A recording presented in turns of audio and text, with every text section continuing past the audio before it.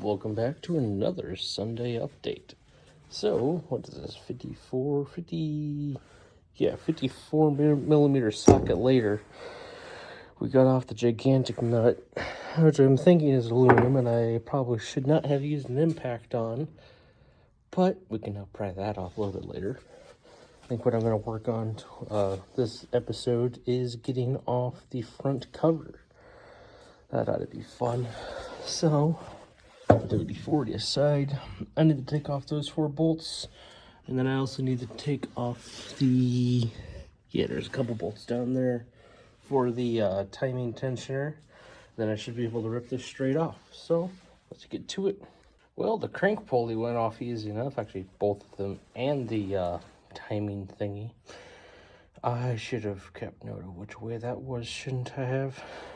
Whoops. Well, hopefully, actually, I don't think that only goes on one way. That's going to be fun to work with later. Anyway, but the tensioner pulley doesn't really want to come off. That's a stubborn one. So I guess we're going to start sipping off faceplate bolts, and I think, some of these actually have nuts on the back side, so I need to take care of those first. This one, and I think there's a third one. Should be going through. Nope, that's on the inside. So I need to take care of those two, and then all the rest. Here we go. Well, that's not good. That looks like I might have snapped that off in there.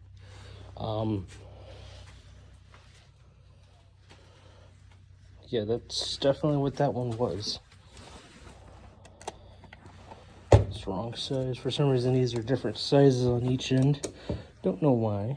Maybe it's to keep you from using an impact on it. But let's not consider that option right now, because I don't like it.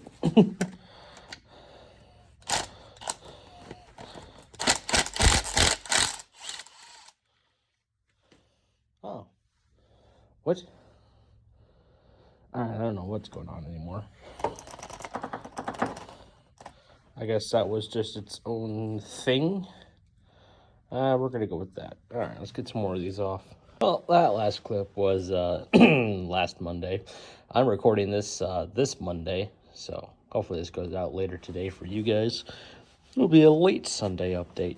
Anyway, somebody was down in the comments and they were curious about why this had 6 ports if it was only a 2-rotor. The real answer is I don't know. My answer I'm going to give is not 6 ports. Why there's 3 ports on here, or 3 sections of ports. There's 3 pipes on the header. And where is it? There it is. There's actually 4 pipe-looking things. Actually, 4 of them on the intake. To my knowledge, this is the sportier model. So there's actually 1, 2, 3, 4, 5, and 6 intake ports, and only 3 exhaust ports. Basically, this is one of the housings with the rotor in it. The rotor is physically in here. This is another one. So those are the 2 rotors. This is the back plate, and it's kind of this like a solid plate after these holes. These holes swoop into the side to up here feed in air, and down here allow the rotor to push air out. This is the same thing, but I'm not entirely sure how it works. No, there's actually a blade down in there. I unfortunately don't have another flash. Oh wait, I do have a flashlight. Got one of those nice Harbor Freight ones. Let's use the tip of it. There we go. There you go. Yep, there's a little blade in there segregating those 2 exhaust ports with a copious amount of coolant that I'm very happy to see. And as again, it's one swoops one way, the other swoops the other way, and allows exhaust to be pushed out. And that one up there obviously allows swoops in one way, swoops in the other way for air to be pushed in. Basically, more air, more room for exhaust to come out, more power, usual car stuff. I've kind of forgot. Set this aside for now. I think there's technically a pilot bearing in there that I may have to get out eventually. I'm not entirely sure how these work, if there's a pilot bearing or not. Between looking at that stud and the piece that I removed a week ago, I don't think that those made it up, so hopefully I didn't break that, because I don't know if you can even get replacements for that. You probably can. If you're really overkill, you could go rob Dom on this shit and make your own. It honestly looks like that's what they did to make these things, with the little copper washer and the nut on there that didn't want to loosen up at all. I'm going to hope the other two that look like that come out the same way. And then I'm assuming the rest of all of the others will just come out normally. Oh yeah, they all have a little copper washer on them. Cool. So, that being said, I'm going to tackle the remaining bolts on the front cover, and we're going to see if we can get that off or not. I think I need to take this thing off. Let's find out. So, it looks like that, the 3/4 inch, I'm assuming that's a bolt, is a little bit too stubborn, and I removed too much mass from the block in order to have useful leverage.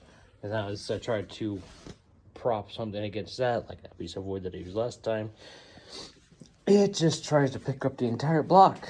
So I'm gonna need to borrow my dad's big impact again, and hope that does the trick this time. Better cross your fingers. Unfortunately, that means this is gonna take a bit longer, a lot longer. So I will see you soon. So this is probably going to be a little on the dumb side, but I put one of the flywheel bolts back in, put the wrench up against that stud I took out a while ago, and we got the big impact. Noise warning.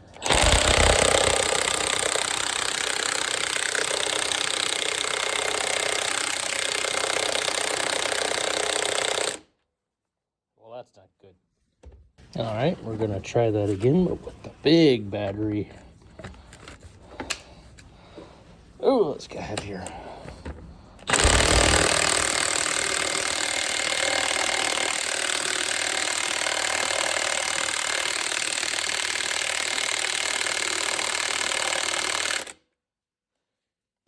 I know this is not some fancy thread or anything like that. This thing has been sprayed thoroughly with WD. I also heated it up a lot with the torch before this. Although I don't think the torch is going to do much, because the threads are all the way in there.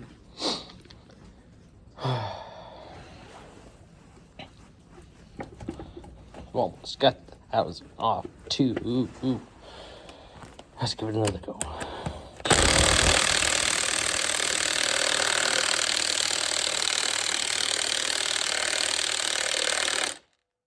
Have that set in reverse. What the hell?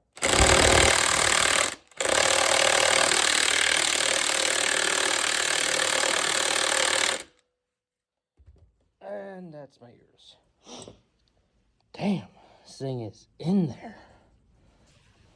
Alright, well, I guess we're gonna have to try some other stuff. Maybe I'll get back to you guys when it's actually broken loose. Alright, basically, I literally chained it to the table and used an extension on my breaker bar until Lefty Loosey became Lefty Loosey. And it went from really hard to really loose really easy. So, let's see if this snapped or if it's still functional. This is gonna be a fun part. Now I can probably zip this off at the impact. I think it was just that tight. Holy crap. One, I'm surprised it even worked at all. Oh, yep, there we go. Random crap. Oh, we're sealant. So this actually worked. So if you ever need to do one of these, chain it to a table, put a breaker bar on it, and then take a big old piece of square tubing, about 2.5 feet in length, and put it on the end. Let's see if we can get that front cover off. All those last few parts just kind of pulled right out. So now, a little wiggle here and a wiggle there. And this should come off. Should come off.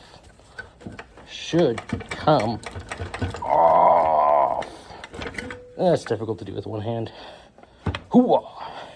Look at the crusty little bits in there. Yeah, we're going to be cleaning that up for sure.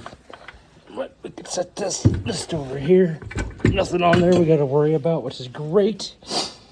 This is the only thing that's built and/or chain driven in these engines. That looks floppy, but that's perfectly fine because there's actually no tensioner for it. It just uses the crankshaft to drive the oil pump, and that's it.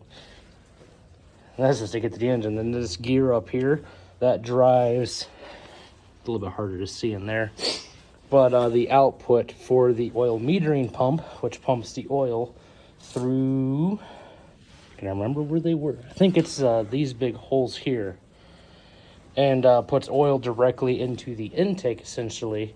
That way it lubricates these side seals, apex seals, and corner seals. That being said, we finally made some progress. Whew. Let me try to get some of this on video. That way I know how to put this back together properly. Anyway, now we just gotta keep on keeping on.